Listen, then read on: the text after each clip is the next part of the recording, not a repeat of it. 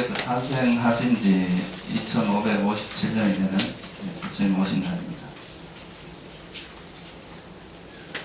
이번에 저희들이 이제 선언에서도 이번 겨울에 성지순례를 갔었습니다. 부처님 이제 4대 성지, 8대 성지를 다 돌고 왔는데, 최근에 이제 부처님 태어나신 그 룸비니 동산이 세계 문화유산으로 지정이 됐다고 이야기를 하더라고요.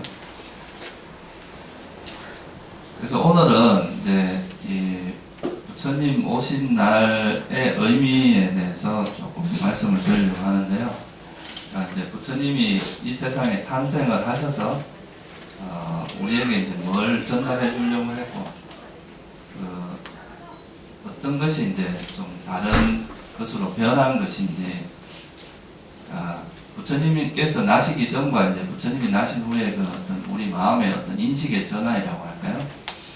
그런 부분에 대해서 좀 한번 짚어보는 시간을 가지는 것이 의미 있을 것 같아서, 부처님께서 이제 나시고 나서 어떤 변화가 있었는지에 대해서 이제 한번 말씀을 드리도록 하겠습니다. 기본적으로 이제 이 부처님에 대해서 먼저 여러분들이 간단히 좀 이해를 하시는 것이 필요할 것 같아서, 우리 일반적으로 말하는 부처님이라는 존재와 우리가 그냥 일반적으로 이야기하는 이제 조사, 아라한 이런 존재 차이가 좀 있습니다.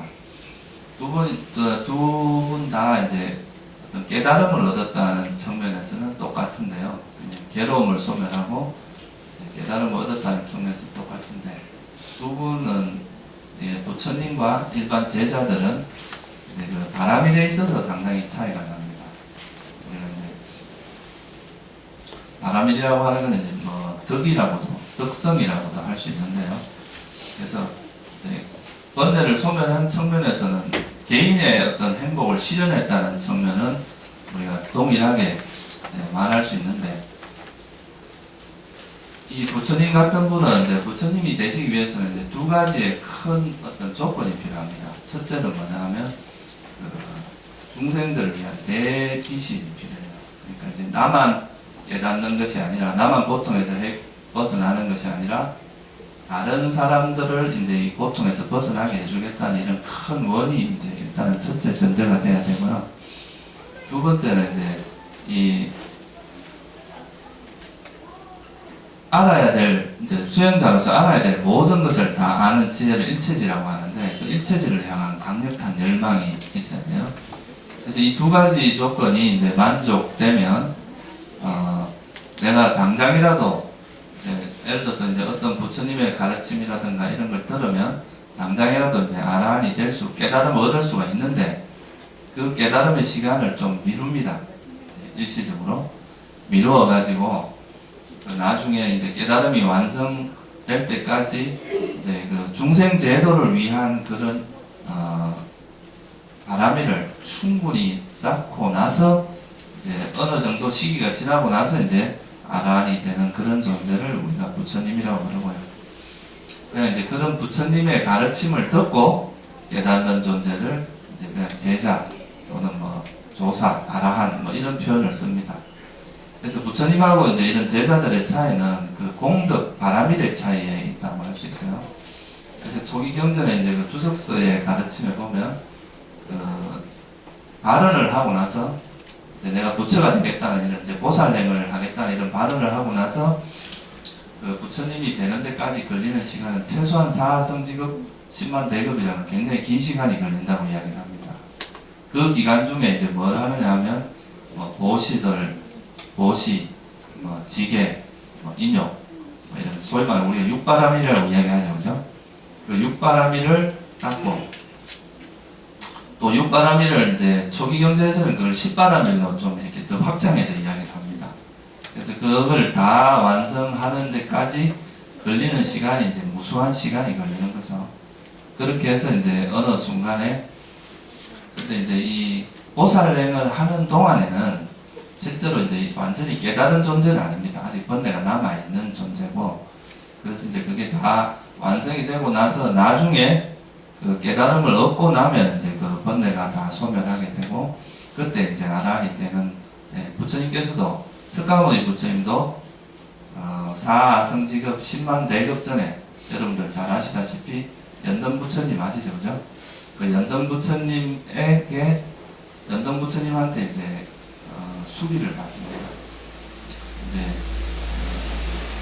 수기라고 하는 거는 이제 네가 앞으로 얼마 뒤에 반드시 아란이 부처가 될 것이다라는 그 확정적인 것을 이제 부처님께서 이제 딱 그 사람을 보고 이 사람은 절대 물러나지 않고 나중에 결국은 이제 부처님이 될 것이다라고 이렇게 확정적으로 검증을 해주는 이런 거라고 할 수 있어요. 그래서 부처님이 그때 당시 이름이 수메다 존자였습니다. 수메다 존자로서 이제 마라미를 이제 보살행을 할 수 있는 조건을 다 갖췄어요. 다 갖춘 다음에 이제 연등 부처님을 만나서 거기서 이제 수기를 받습니다. 수기를 받고 그때부터 보살행을 시작을 해서 사성지급 10만 대급의 시간을 한 다음 이제 마라미를 충분히 다 닦고 난 다음에 이제 2557년경에 그러니까 이제 마지막 생, 그러니까 이제 보살로서의 마지막 생이 주로 이제 어디서 머무냐면 도솔천이라고 하는 이제 욕계천상 세계에 있는데 거기서 이제 내려와서 소위 말해서 카필라 성에 이제 태어나게 되는 거죠. 지금 당시에. 그래서 거기서 태어나서 이제 탄생이 되는데 이 부처님하고 이제 제자들의 차이가 여러 가지가 있는데 아까 말했던 그런 공덕의 차이가 첫 번째고 두 번째는 뭐냐 하면 이제 부처님은 스스로 깨닫습니다. 그러니까 스승이 없이 스스로 깨달음을 얻어서 당신 스스로가 이제 이 불교의 시작, 우리로 말하면 요즘 말로 하면 교주가 되는 거죠. 교주. 불법을 처음으로 이제 이 세상에 드러내시는 그 존재가 되는 거고 그 제자들은 벌써 이미 설해진 그 법 있잖아요. 그 법을 듣고 이제 깨달음을 얻는 존재라고 할 수가 있는 거죠. 그래서 부처님이 나시는 것은 상당히 어렵습니다. 그러니까 뭐 우리가 1급이라는 세월을 가로 세로가 12km 정도 되는 그런 바위 덩어리가 있는데 이 바위를 굉장히 부드러운 천으로 한번 이렇게 스쳐 지나갑니다. 100년에 한 번을 스쳐 지나가서 그 바위가 다 없어지는 시간을 보통 1급이라고 하는데 그런 거에 사아성지급 10만 대급이라는 시간을 갖는다는 것은 어마어마한 세월을 이야기하잖아요. 근데 그런 세월 중에서도 부처님이 나시지 않는 때가 되게 많다는 거예요. 그래서 이 사실 부처님이 나시는 시대에 태어난다는 것 말도 상당히 큰 복이 있다고 이야기를 합니다. 그래서 이제 2500년 전, 한 약 2500년 전에 이제 석가모니 부처님이 탄생하셨는데 이 부처님의 탄생이라는 것은 굉장히 큰 의미가 있습니다. 이제 이런 우리가 이제 여러분들이 예를 들어서 뭐 진짜 고통이라는 걸 느끼고 괴로움을 느끼고 살아가는데 그 괴로움에서 벗어나는 길을 안다는 것과 모른다는 건 상당히 차이가 있겠죠. 그죠? 근데 그 길을 알고 내가 노력을 안 하는 거하고 그 길 자체를 아예 모르는 거는 엄청난 차이가 있거든요.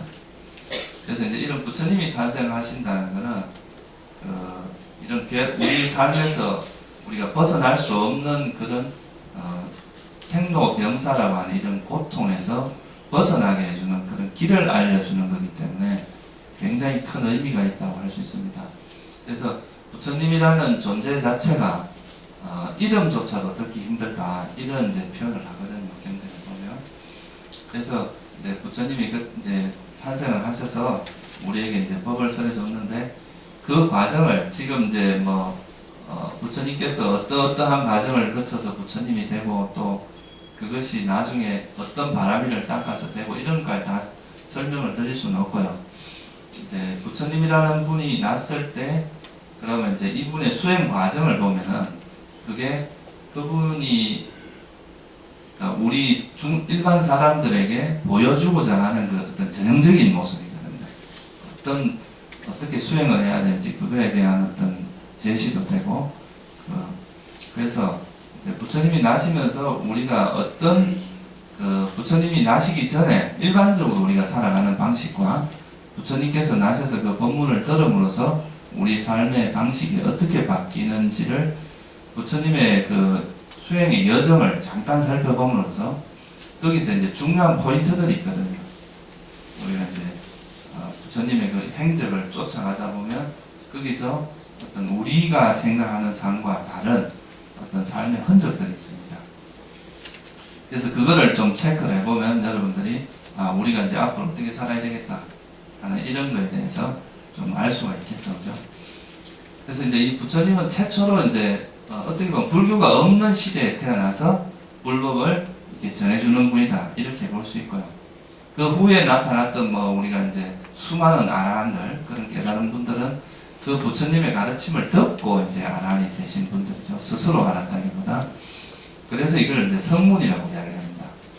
소리성자, 들을 문자를 써서 그 제자들은 성문이라고 하죠.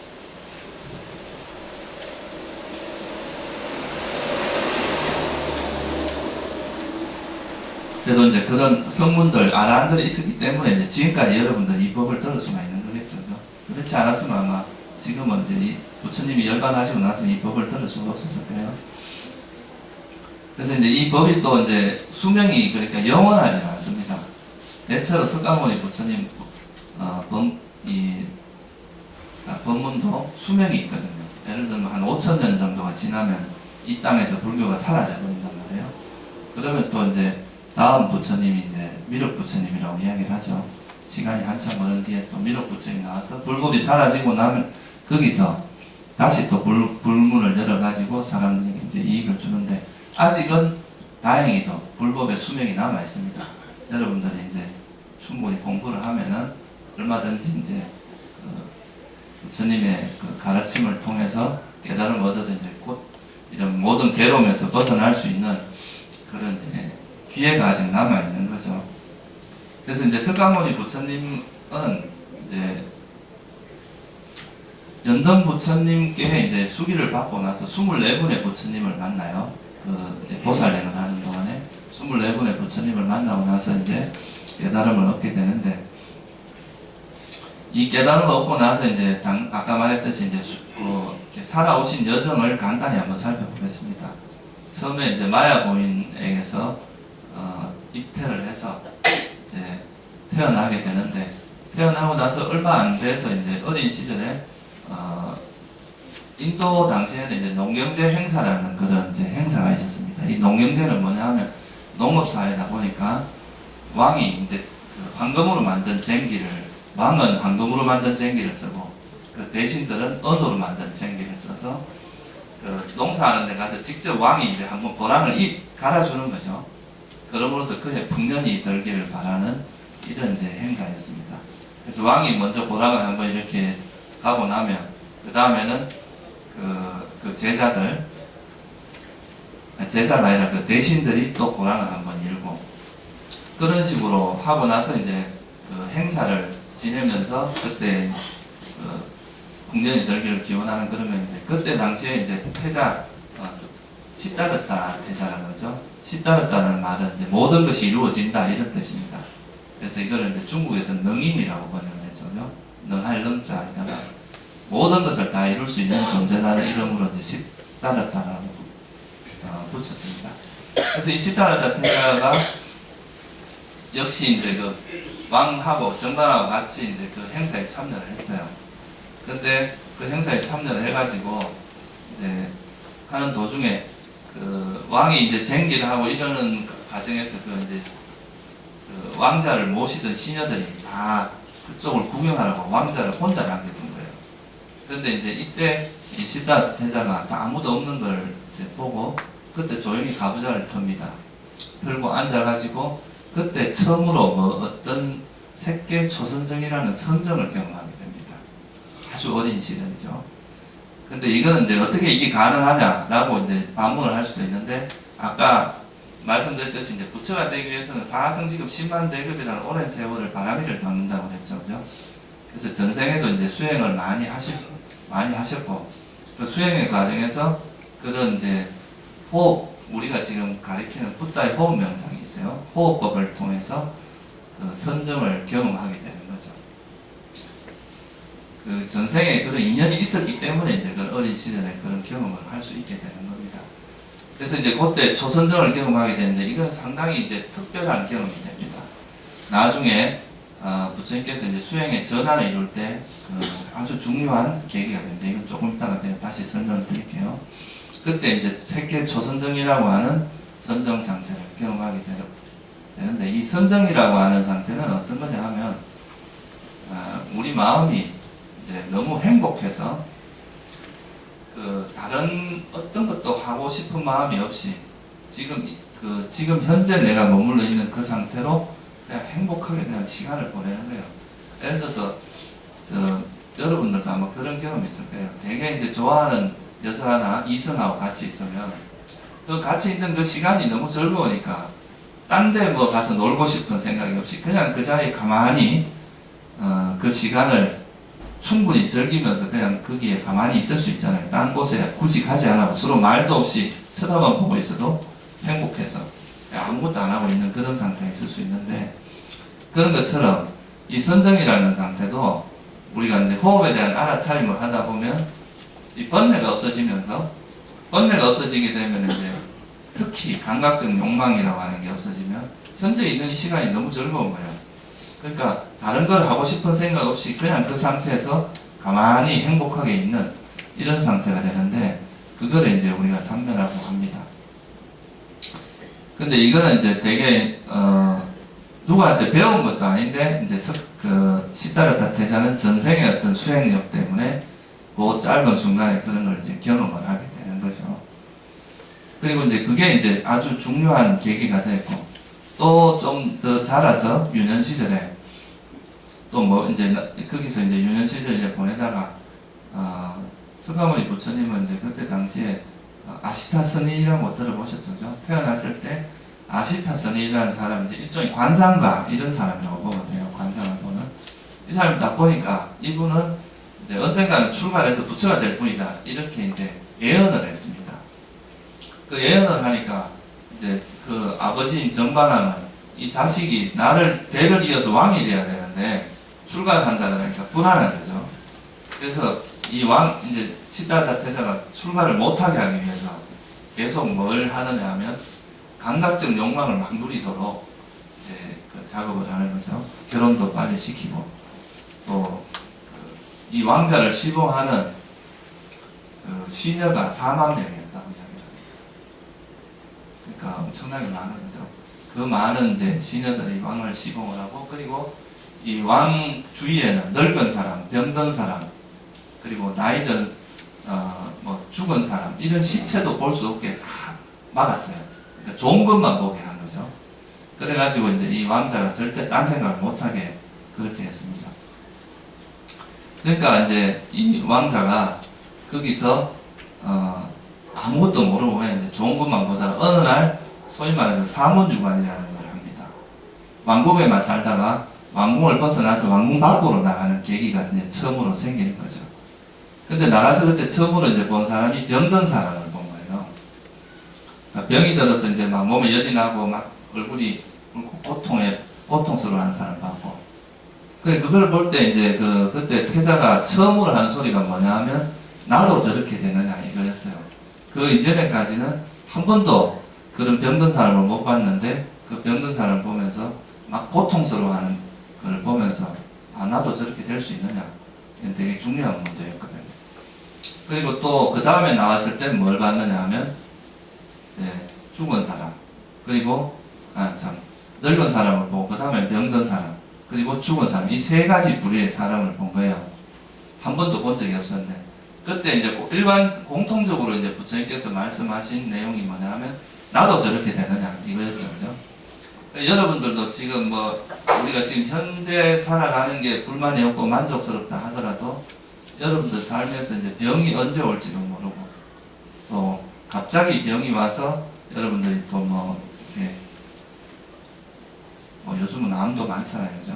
그런 암에 걸려서 이제 목숨을 잃을 수도 있고 또 나이가 들어가는 것을 또 막을 수도 없고 또 죽는 거는 뭐 당연히 피할 수가 없겠죠. 그래서 이 세 가지를 보고 이 이제 시다르타 태자가 충격을 받습니다. 자기가 이제 지금까지 살아올 때는 이런 거에 대해 전혀 한 번도 생각해 본 적이 없었어요. 왜냐하면 왕이, 아버지가 이 아들이 혹시 출가할까 싶어가지고 그런 걸 절대 못 보게 한 거예요.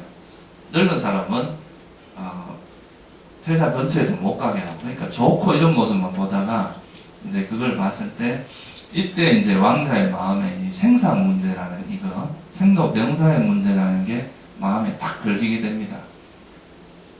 나도 언젠가는 저기에 저렇게 시간이 지나면 늙어서 병들고 죽어가는 이 과정에서 벗어날 수 없는데 이거로부터 난 벗어날 수 있는 방법이 뭔가, 여기에 이제 마음이 딱 걸려버린 거죠. 그래서 이거를 이제 이런 죽음이라는 것을 이해하면 여러분들 마음에 뭐가 생기냐면 소위 말하는 절박감이라는 게 생깁니다. 절박감. 이게 이제 그래서 이 절박감이라는 게 생기고 나면은 내가 이 문제에 대해서 관심을 가지고 이거를 이제 해결하기 위한 어떤 노력을 안 할 수가 없는 거죠. 저도 사실 뭐 출가하게 된 계기가 이게 이제 죽음이라는 문제에 부닥쳐서, 이게 이제 내가 어느 날 갑자기 이런 죽음이라는 걸 한번 경험을 했는데, 그게 그러면 내가 이제 나는 뭐 이렇게 젊으니까, 그때 뭐 나이가 27대였으니까 아주 젊고 이러니까 뭐 나한테 죽음이라는 것은 먼 세상의 이야기라고 생각을 했었거든요. 근데 그게 갑자기 어떤 계기로 그런 상태를 경험하니까, 아니, 이게 아무 준비도 안 됐는데 갑자기 죽음이라는 게 왔을 때 그건 굉장히 당황스럽고 두려웠거든요. 그래서 이제 이런 것들을 어떻게 해야 되나 이거를 이제 고민하다 보니까 자연스럽게 뭐 나중에 출가도 하게 된 건데, 그래서 이제 결국은 이제 이 생산 문제라고 하는 것이 굉장히 이제 우리 삶에서는 중요한 부분입니다. 그래서 여기서 부처님께서 이제 딱 걸린 거죠. 이 문제를 해결하지 않고서는 마음이 이제 불안해서 안 되겠다. 근데 그리고 나서 이제 마지막으로 나간 게 뭐냐, 북문으로 나갔을 때 누구를 보냐면 출가 사문을 봅니다. 출가 사문을 보니까 그 사문의 모습에서 내가 가야 될 길은 저 길이다. 되게 평온해 보이고 뭔가 이제 저 길을 가면 내 문제를 해결할 수 있을 거다, 이렇게 생각을 하신 거죠. 그래서 여기서 이제 죽음, 생사 문제, 생로병사의 문제를 보고 소위 말해서 불교에서 가장 중요한 말 중에 하나가 불방일이라는 말이 있습니다. 빨리어로는 아빠마다라네요. 아빠마다. 이거는 이제 불방일. 부처님께서 이 불방일이라고 하는 모든 선법의 뿌리라고 이야기했거든요. 쉽게 말하면 부지런함을 이야기합니다. 방일하지 않고, 게으르지 않고, 부지런한, 그러니까 절박함. 그러니까 이게 이제 수행을 하지 않을 수 없는 이런 이제 그걸 느낀 거죠. 그래서 이제 결국은 이게 여러 가지 과정을 거쳐서 출가를 하게 되거든요. 근데 이제 출가를 해서 처음에 이제 출가를 하면 처음에 이제 내가 배울 수 있는 스승을 만나러 갈 거 아니에요, 그죠? 그 스승을 만난 게 이제 아라라깔라마하고 부다라는 그 스승을 만났는데, 이분들은 이제 아주 강력한 집중을 가리키는 분이었어요. 그래서 이제 무소유처, 비상비비상처라고 하는 아주 높은 단계의 집중을 가리키는 스승이었는데, 가보니까 그 이야기를 들어보니 이제 그 가르침을 듣고 부처님께서도 그 수행을 했는데 쉽게 그 이제 선정에 들어간 거죠. 그 집중 상태. 근데 그 집중 상태에 들어가서 보니까 그 들어갈 때는 너무 행복하고 편안한 거예요. 정말 행복하고 편안하고, 그 열반경의 기록에 의하면 그 알라라깔라마라는 분이 이 그 산매에 들었을 때 옆에 수레가 500대가 지나가도 몰랐다는 겁니다. 그 정도로 깊은 산매에 들었던 거죠. 근데 이제 부처님께서는 여기서 이제 그런 집중 상태에서 얻어지는 그 행복도 중요하지만 그 집중 상태에서 나와보니까 또 다시 번뇌가 일어난다는 거예요. 그 있을 때는 되게 행복한데 나오고 나니까 또 번뇌가 일어나고 또 괴로움이 여전히 일어난다는 거죠. 그래서 이거는 결국은 이제 완전한 깨달음의 길이 아니다라고 생각하고 혼자 나가서 이제 6년간 고행을 합니다. 6년간 고행을 하시는데, 고행을 6년 동안 정말 극심한 고행을 하십니다. 일단 숨을 참는 고행, 뭐 음식을 줄이는 고행. 그래서 여러분들이 아마 가끔 가다 보면 불교 집안에서 부처님께서 뼈만 남아있는 이런 사진을 본 적이 있을 겁니다. 그게 이제 6년 고행 때문에 생긴 모습이거든요. 그런데 그 고행을 하고 나서 나중에 이제 내린 결론이, 나만큼 이렇게 과거에도 그렇고 미래에도 그렇고 현재도 그렇고 나만큼 이렇게 극심한 고행을 할 수 있는 사람은 없는데 이렇게까지 고행을 해도 깨달음은 일어나지 않았다는 거예요.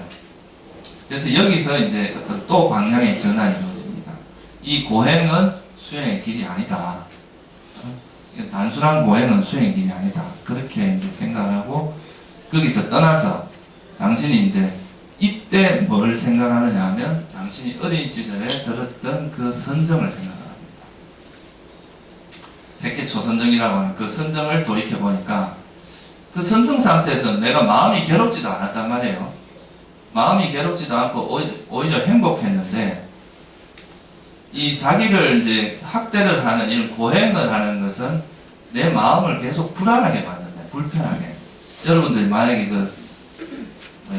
바늘이 이렇게 뾰족뾰족한 그런 데서 누워서 자면 편안하겠어요? 얼마나 고통을 참아야 되겠죠? 그런 것, 또 뭐 가시밭에 들어가서 막 가시 덤불에 들어갔다 나왔다 하고 숨을 참고 뭐 이런 것들은 마음만 불안하게 하지 실제 우리 정신적인 향상을 이루어주지 못한다는 걸 이제 발견을 하시고 오히려 내가 어릴 때 들었던 그 세계 초선정이라고 하는 그것은 마음도 편안하면서 그 편안함으로써 그 고요하고 깨끗한 그 마음 상태를 오히려 수행에 이용을 한다면 이것이 진정한 깨달음의 길이 아닐까라고 생각을 하게 됩니다.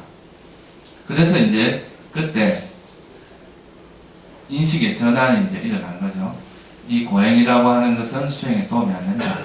그렇게 해서 이제 수자타한테 우유죽을 먹고 기력을 회복한 다음에 그리고 나서 이제 가보면 이제 수자타 탑이 있습니다. 인도에 가면 수자타가 그 공양을 올리고 주위에 수자타 집도 있고 그 탑이 있는데 거기서 밥을 이제 우유죽을 얻어 드시고 그 강이 있어요. 니란자나 강인가? 그 강을 건너면 바로 이제 부다가야입니다.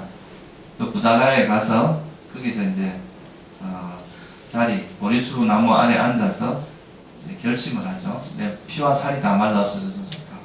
뭐 이렇게 절대 내가 깨달음을 얻지 않는 이상 절대 일어나지 않겠다. 그렇게 하고 해서 이제 깨달음을 얻게 되는데 그 성도일도 사실은 이제 4월 보름 이 남방에서는 성도이라고 열반이라고 깨달음을 얻은 태어난 이 세 가지가 같습니다. 우리나라는 이제 4월 초팔로 하는데 남방에 가면 4월 보름날 다 이 세 가지를 같은 날로 해서 행사를 합니다. 그래서 그때 깨달음을 얻고 이제 깨달음을 얻어서 모든 이제 고통에서 벗어나게 되는데 여기서 이제 부처님께서 깨달음을 얻은 그 내용을 잠깐 살펴보면 되게 이제 중요한 어떤 전환점이 있습니다. 첫째 이제 이 깨달음을 얻은 다음에 최초로 하신 법문이 초전법륜 법문을 모아놓은 경이 초전법륜입니다. 여러분들이 이제 이 법요집에 보시면 여기 뒤에 중간쯤에 보면 이렇게 색깔이 칠해져 있는 여기는 이제 수행 지침 경전이라고 들어있어요. 여기에 보면 세 가지 중요한 경전이 있습니다. 남방 수행 우리가 초기 경전 초기 수행을 할 때 지침이 되는 경전이 세 가지가 있어요. 대념처경이라는 경전이 있습니다. 이거는 이제 소위 말해서 위파사나 수행을 하는데 남방 우리나라로 치면 금강경 정도 위치를 차지한다고 생각하시면 돼요. 이 남방에서 수행하시는 분들은 다 이 대념처경을 기준으로 해서 수행을 합니다. 그게 이제 첫 번째 있고 두 번째 수행 지침 경전이 뭐냐 하면 들숨 날숨에 대해서 알아차린 경이라는 게 있어요. 이거는 이제 호흡법에 대한 설명을 해놓은 게 두 번째입니다. 그리고 여러분들 몸에 대한 알아차린 경이 있습니다. 우리 몸에 내가 걸어갈 때 뭘 하고 이런 거에 대해서 알아차림을 하는 경전. 그렇게 해서 그 세 가지가 남방 초기 불교에서 이제 수행을 할 때 지침 경전입니다. 그래서 그게 세 가지가 앞에 들어있고 또 지금 말씀하셨듯이 부처님께서 성도하시고 나서 요 뒤에 보면 5 비구가 보이잖아요. 그죠? 이게 녹야원에서 설법한 겁니다. 녹야원에서 최초의 5 비구를 두고 이제 최초로 설법을 하시는데 그게 이제 초전법륜경입니다. 그게 이제 그 다음에 나올 거예요. 이 초전법륜경을 듣고 5 비구가 수다원이 됩니다. 최초의 깨달음을 얻죠. 그리고 나서 그 다음에 이제 어느 정도 시간이 지난 다음에 부처님께서 뭘 설하느냐 하면 무아의 특징경이라는 경을 설합니다. 그게 아마 여기 5번째 나올 거예요. 이 무아의 특징경을 듣고 5 비구가 다 아라한이 됩니다. 그래서 부처님께서 그때 뭐라고 하시냐면 이 세상에 6명의 아라한이 있다고 했어요. 당신과 5 비구. 최초로 이제 일종의 이제 성가가 탄생하는 순간이죠. 그죠? 그 이전에는 그러니까 부처님 혼자 계셨는데 부처님을 제외한 5명의 또 아라한이 생기면서 드디어 이제 성가가 탄생하는 시기입니다. 그래서 이 세 가지의 그거와 이 초전검중경, 무아의 특징경 이건 굉장히 중요한 경전입니다. 그리고 여러분들이 부처님께서 깨달은 내용이 뭐냐 하면 연기입니다. 12연기. 그래서 그 다음에 그 12연기에 대한 경전, 12연기의 분석경이라는 그 경전이 그 다음에 있고요. 그리고 마지막으로 이 수행을 할 때 우리가 처음에 이제 여러분들 마음을 길들여 나가는 과정이 있어요. 이걸 마치 코끼리 길들이는 과정에 빗대어서 여러분들 마음을 길들여가는 그 단계에 대해서 설해 놓은 것이 마지막에 길들임의 단계라고 하는 경전입니다. 그게 지금 여기서 들어있습니다. 그래서 그 7가지로 구성되어 있는 게 이제 수행 지침 경전인데 여러분들이 이건 이제 법요집 이거를 가지고 다니시면서 틈틈이 이 7가지 이 경전은 좀 숙지를 하시면 되게 수행하는 데 도움이 많이 됩니다. 두고 읽고 자주 읽고 하시는 게 도움이 많이 될 겁니다. 그리고 이제 그래서 이제 그때 설한 경전이 초전검중경인데 초전검중경에서 설한 내용을 간단히 요약을 하면 이렇습니다. 첫째, 여러분들이 우리가 이제 여기서 인식의 패러다임이 변하기 시작합니다. 우리가 살아가면서 보는 것과 이제 부처님이 이제 이 세상을 보는 그것이 패러다임이 변해요. 소위 말해서 이거는 이 생각의 형태가 바뀌지 않으면 우리가 전혀 알 수 없는 그런 어떤 부분이 있습니다. 첫째 이제 알게 되신 게 뭐냐면 이제 깨닫고 나서 이제 당신이 깨달음을 얻은 다음에 그 공부한 내용을 쭉 한번 정리를 해볼 거 아니에요, 그죠? 정리를 해보니까 그때 발견한 내용을 한마디로 요약하면 이제 사성제라고 이야기할 수 있습니다.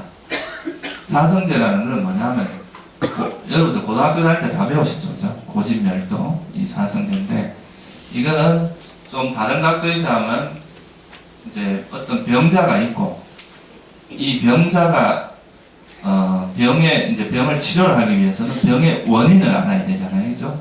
그 병이 뭐 어떤 원인에서 일어났다는 걸 알고, 그럼 또 그 병의 원인을 치료하고 나면 병이 과연 나을 수 있느냐, 건강하냐, 이게 이제 그거를 알아야 되겠죠, 그죠? 그래서 병자가 있고 이 병자가 병의 원인을 알아서 이 병의 원인을 치료하면 나을 수 있다, 건강해질 수 있다 하는 게 있고, 그리고 또 병을 치료하는 방법, 처방전이 있을 거 아니에요, 그죠? 제가 사실 그런 경험이 있습니다. 제가 학교 다닐 때 넉망염을 이제 출가하기 전에 넉망염을 앓은 적이 있었는데 이 넉망염이 이제 여기 폐하고 그 갈비뼈 사이에 막이 있는데 거기에 이제 물이 차는 거거든요. 그래서 이게 이제 물이 많이 차면 폐를 이렇게 압박을 해서 되게 숨쉬기도 힘들어지고 이게 이제 좀 그런 게 있어요. 근데 이게 결국은 이제 염증이 생겨서 그 넉막에 염증이 생겨서 그걸로 물이 이렇게 들어가는 거라서 이 열이 많이 나거든요. 그래서 저는 이제 그때 나이가 이제 한 29인가 그때쯤 됐는데 한 번도 아파본 적이 없었어요. 이게 심하게 그냥 감기 이상을 아파본 적이 없어갖고 이걸 그냥 또 나는 이제 그 감기라고 생각을 했었거든요. 그래갖고 이제 제가 그때 어떤 한의원에 갔는데 그 한의사에 진맥을 해보더니만 감기 몸살이라고 한의 한약을 한 열흘 지어주더라고. 그래 또 집에 가서 그걸 열심히 먹었어요. 열심히 먹었는데 한 일주일 열흘이 지나도 안 나. 그 나는 그때 이제 열심히 또 수행을 열심히 할 때 내 이 수행력이 부족해서 그렇구나. 그러면서 막 수행을 더 열심히 했어요. 이 정도 병을 못 이긴 내가 되겠냐. 그러니까 이제 그랬는데 이게 열흘이 지나도 오히려 열이 더 오르기만 하지 낫질 않더라고. 그래서 이게 좀 뭔가 이상하다 해서 그때 이제 병원에 다시 갔어요. 가니까 그 의사가 딱 청진기를 대보더니만 얼굴이 노래지. 나는 괜찮은데 얼굴이 노래지더라고. 그러면서 바로 그냥 엑스레이 찍으라고 딱 엑스레이 사진을 봤는데 이제 한쪽 폐가 없어요. 물이 차니까 이제 엑스레이 안 나오는 거지. 물이 그러니까 그때 2리터가 차 있었어요. 그래서 PT병도 큰 거, 그 이상이 차 있었던 거죠. 그게 잘못해서 이제 어디 충격을 받고 이러면 이 터지고 이러면 되게 위험한 그런 상황이죠. 그럼 그 사람이 이제 나보고 그러더라고요. 이 정도 되면 숨쉬기 힘들었을 텐데 어떻게 다 했냐고. 아, 난 복식호흡을 해서 잘 몰랐다. 그렇게 이야기를 했었죠. 근데 그날 바로 이제 내가 이거 수술을 하니까 물을 빼는 수술을 하고 그래가지고 이제 그 어느 정도 지나니까 병이 낫긴 나았어요. 근데 그때도 보세요. 이 진단을 잘못하니까 병이 낫기는커녕 더 악화됐잖아요. 그죠? 이 병의 원인을 정확히 이해를 못하면 이거는 병이 낫는 게 아니라 더 악화되고 나는 노력한다고 열심히 노력하는데 그게 더 어떻게 보면 악화되게 만드는 그렇게 될 수도 있거든요. 그러니까 여러분들도 다 행복하기를 원하시죠. 그죠? 행복하니까 이런 행복하기를 원하니까 이런 부처님 가르침도 공부하고 우리가 이제 이런 여러 가지 노력을 하는데 이 행복하기 위해서는 사실은 사람들은 행복하기를 원하면서 오히려 행복하지 않은 길을 가는 경우가 대부분입니다. 그러니까 나는 행복하기를 원하는데 오히려 고통을 주는 길로 간다 이 말이에요. 대부분의 사람들이. 그래서 진짜 행복을 얻기 위해서는 진짜 행복할 수 있는 길을 가야 된다 이 말이에요. 행복을 주지 않는 쪽으로 간다 그러면 그게 어떻게 행복해질 수 있겠냐 이거죠. 진짜 행복할 수 있는 길을 가야 되는데 우리는 그런 거를 정확히 모르고 이제 살아가기 때문에 이제 진정한 행복을 못 얻었다는 거죠. 그래서 부처님께서 이 괴로움이는 이제 병이 있고 그 병의 원인을 알고 예를 들어서 내가 몸이 아픈데 그 병의 원인이 늑막염이라는 걸 알고 그 늑막염에 맞는 치료를 하면 나중에 건강해진단 말이에요. 그죠? 근데 이 네 가지를 잘 모르면 우리가 오히려 나는 나의 나름대로 치료한다고 하지만 오히려 그게 더 악화될 수 있다 이 말이죠. 마찬가지로 여러분들도 이제 여러분들이 살아가는 이 삶 속에 분명히 괴로움은 있단 말이에요. 그죠? 괴로움이 없진 않단 말이에요. 뭐 나는 이 세상에 사는 게 진짜 행복하다. 아무것도 부족한 게 없다. 하지만 뭐 늙어가고 병들어가고 죽는 이 고통에서 벗어날 수는 없단 말이에요. 그러니까 괴로움은 있는데 그러면 이 괴로움의 원인이 뭔가를 정확히 알아야 된단 말이죠. 그죠? 괴로움의 원인과 그 괴로움으로부터 벗어나는 길. 그리고 그 괴로움을 벗어나면 실제로 그런 괴로움을 벗어나서 우리가 완전한 행복에 이룰 수 있냐 없냐 이것도 되게 중요하단 말이죠. 그런데 이제 이 네 가지를 부처님께서는 이 깨달음을 얻고 나서 이제 일종의 선언을 하는 거죠.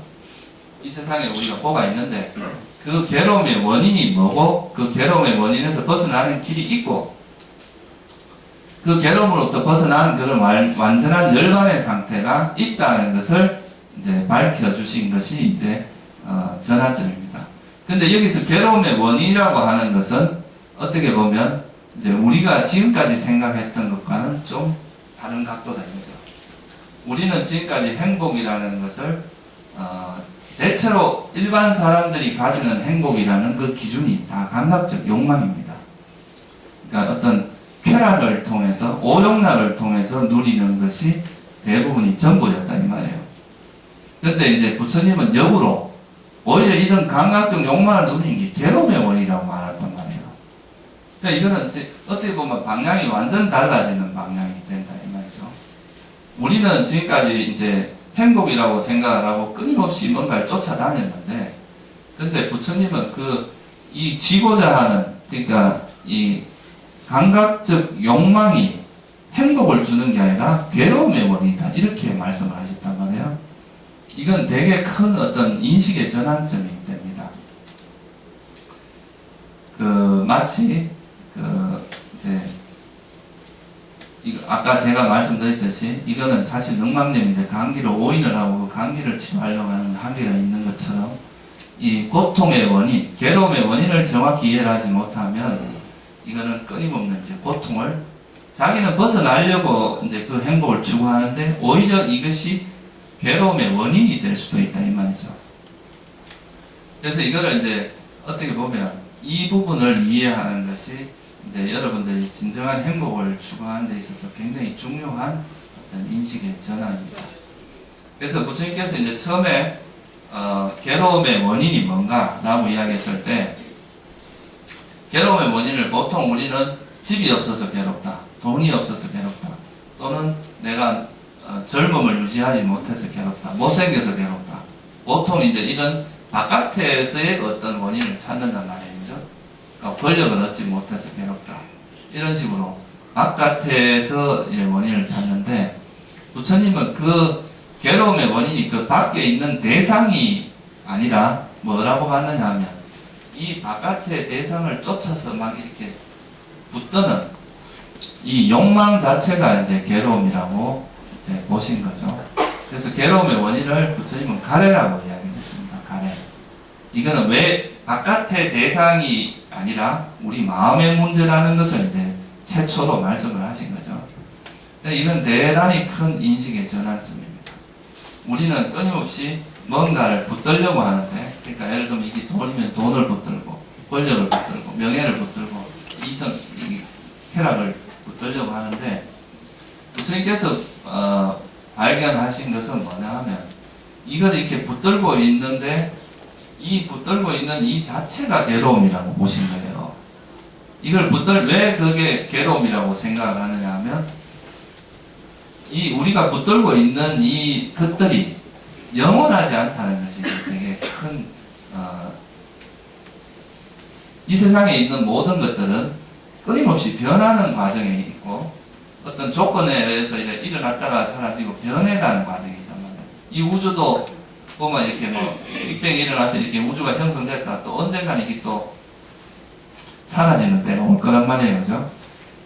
그러니까 우리가 사는 세상이, 우리가 사는 데도 그렇고, 여러분들도 태어나서 생각 병들어서 늙어서 죽어가는 이 과정을 다 거치고, 이런 컵도 지금 이래 있지만 이게 또 얼마 지나다 보면 또 이렇게 다 흩어져서 다시 또 원래대로 돌아가겠죠. 나무 쪼가리가 돼서 깨져서 또 다시 흙이 되거나 뭐 이렇게 될 거란 말이에요.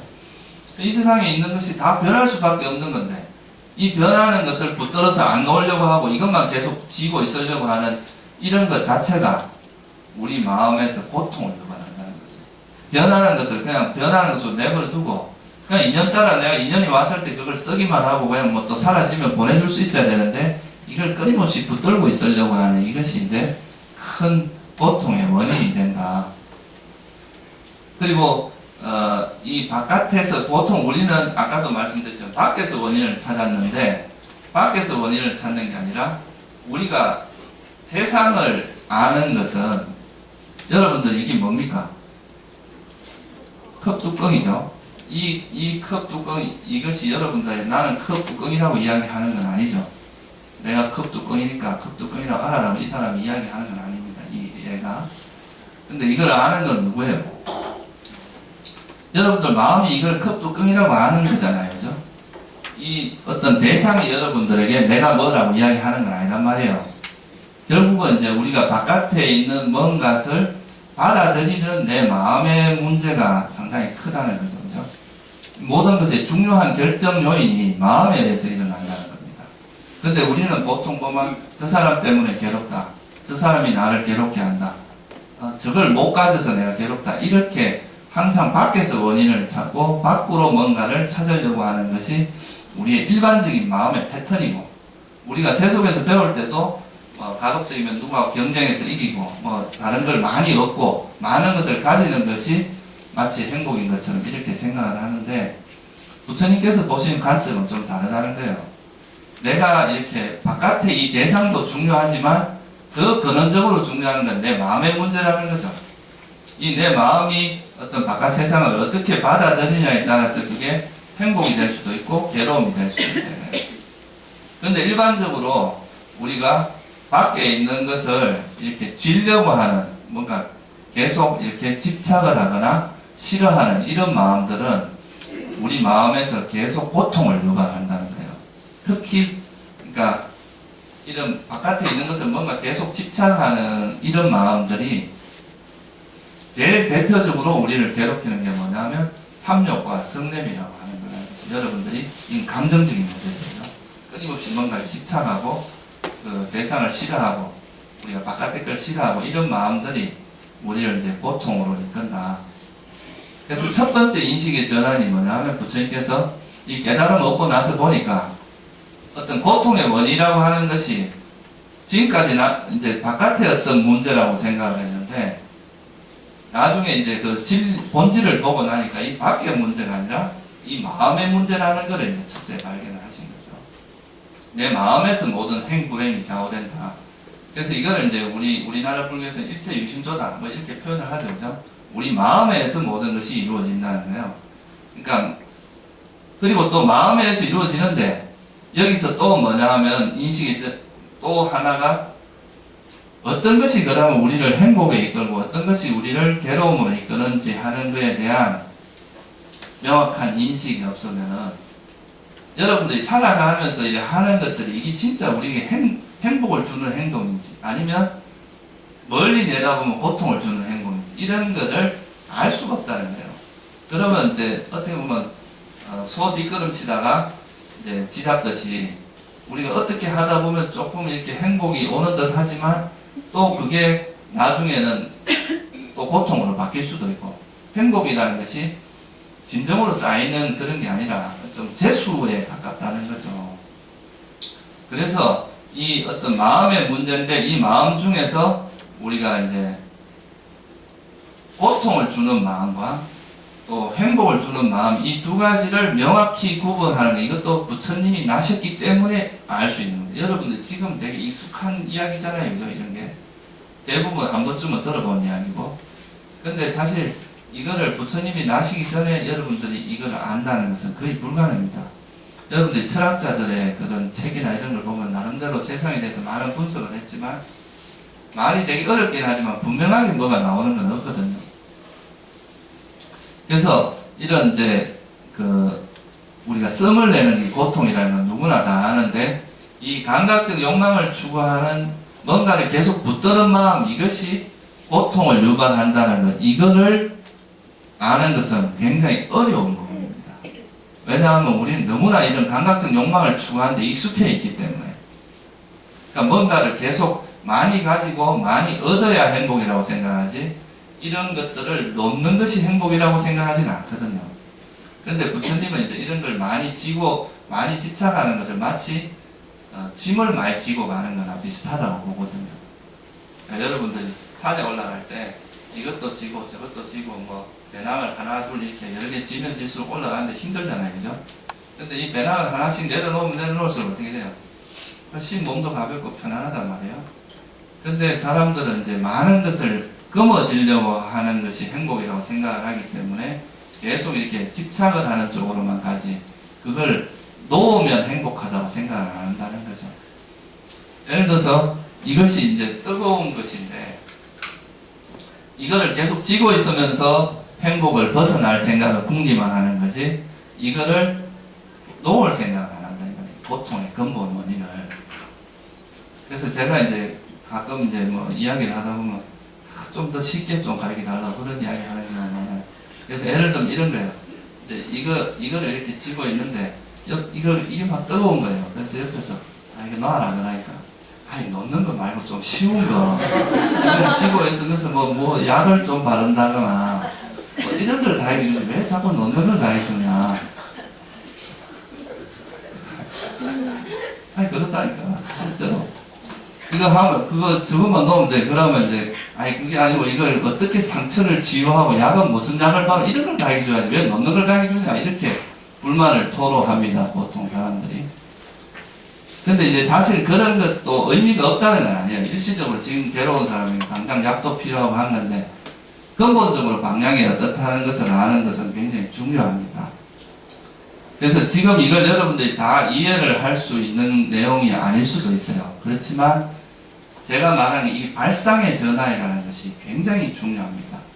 제가 이제 가끔 자주 이야기하는 이제 이야기 중에 하나가 어떤 사람이 이제 자기가 죽었다고 생각을 하는데 자기는 이제 스스로를 살아있는데도 죽었다고 생각을 하는 거예요. 죽었다고 생각을 하는데 옆에서 아무리 당신은 살아있습니다.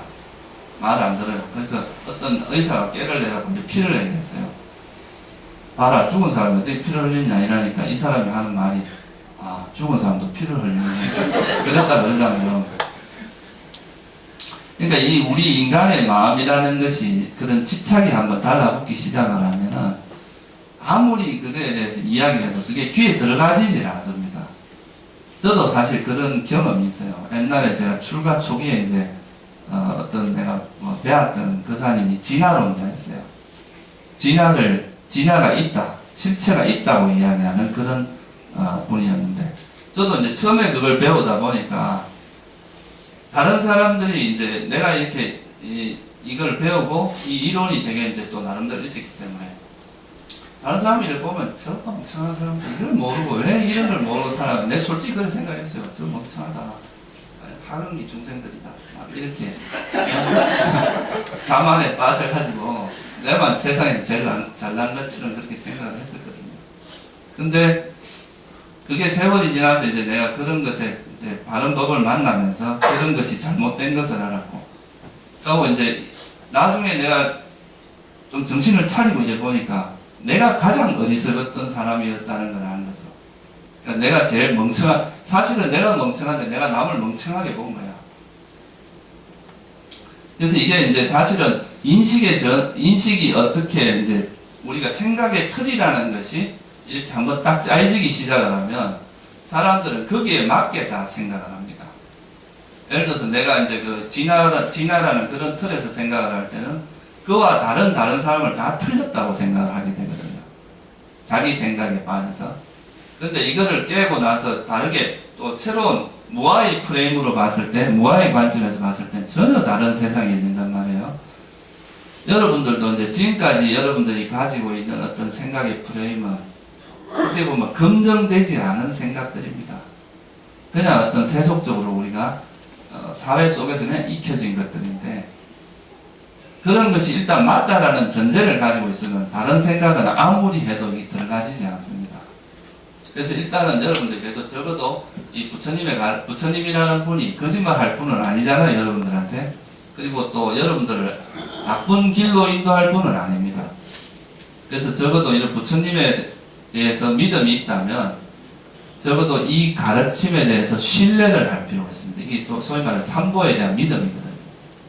이런 믿음을 가지고 그래도 내 생각이 혹시 잘못되지 않았을까 하는 그런 관점에서 접근하는 것이 이 법을 좀 이해하는 데 크게 도움이 됩니다. 그래서 지금까지 여러분들이 감각적 욕망이라고 하는 것이 행복이라고 생각하고, 사실 말이 부처님 말씀이 그렇지, 사실 사는데 이런 것도 먹는 것도 좀 먹고 이렇게 살아야지 어떻게 이렇게 하느냐 막 이렇게 이야기를 할 수도 있어요. 물론 우리가 이제 살아가면서 필요한 기본적인 거는 어쩔 수 없다고도 할 수 있겠지만, 적어도 부처님이 말한 그런 새로운 패러다임을 여러분들이 이해하는 그 자체가 엄청나게 변화를 일어납니다. 여러분 마음에. 그래서 첫째는 이제 이 마음 자체를 우리가 바깥 대상의 문제는 아니라는 거예요. 여러분 대상이 여러분을 행복하게 하거나 불행하게 하는 건 아니거든요.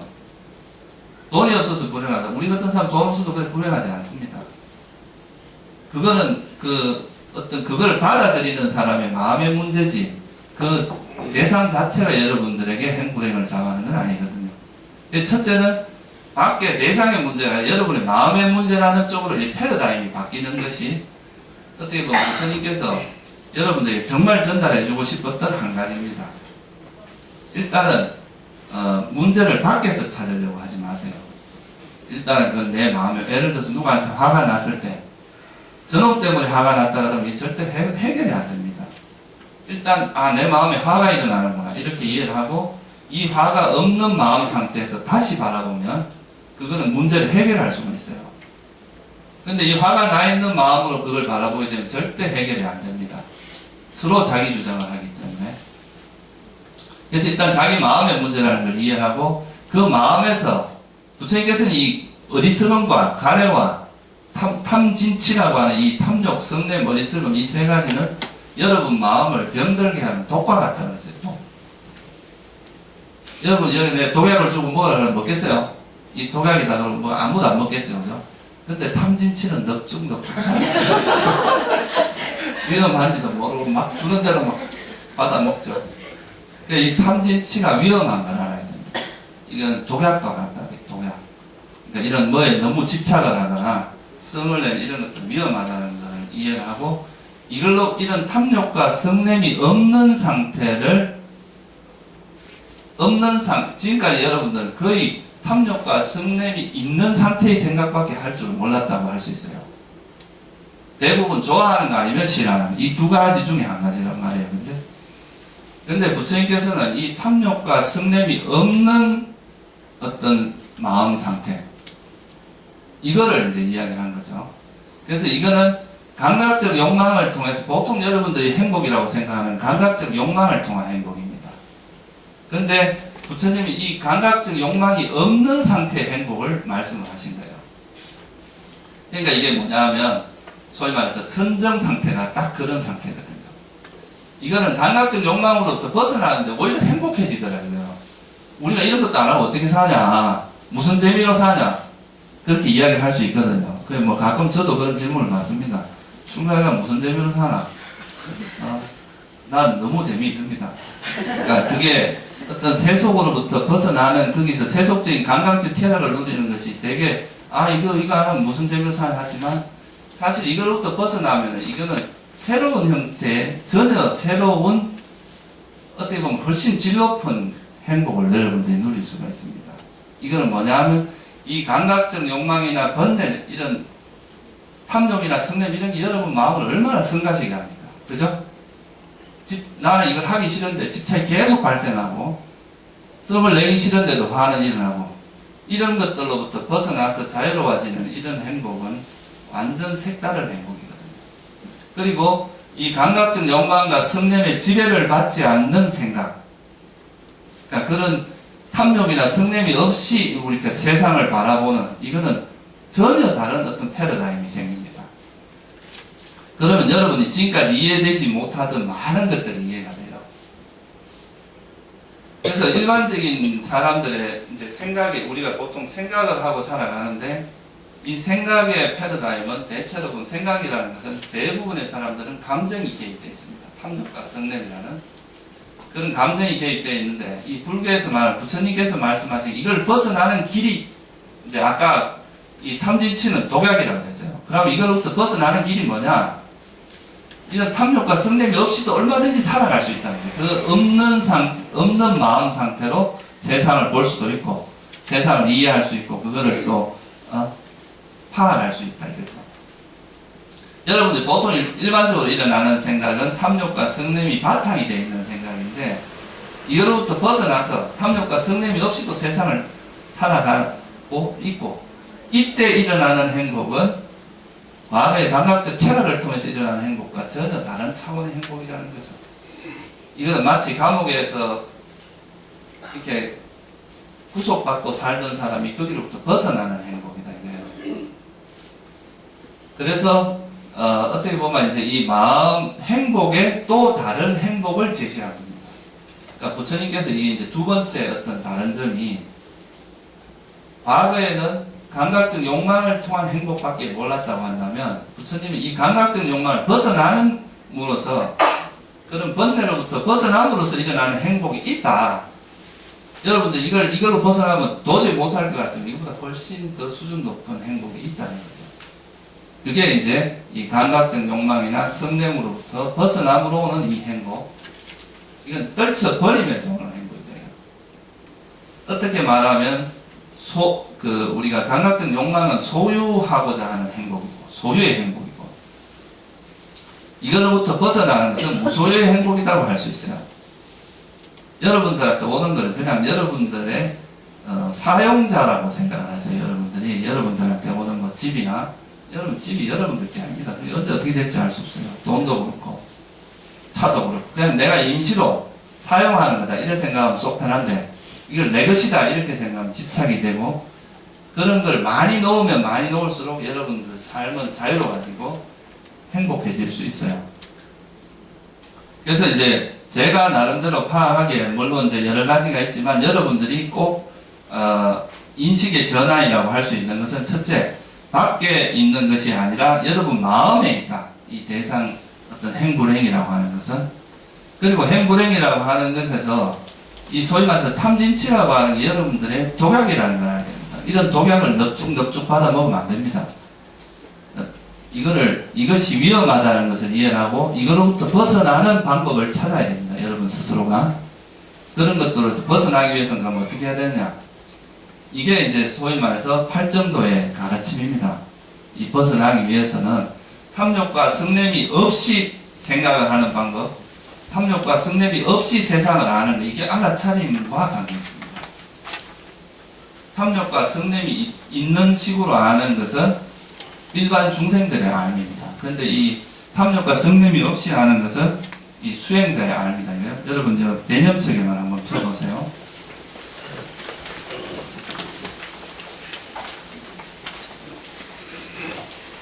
여기 서문이라고 하는 것만 한번 읽고 오늘 마치도록 하겠습니다.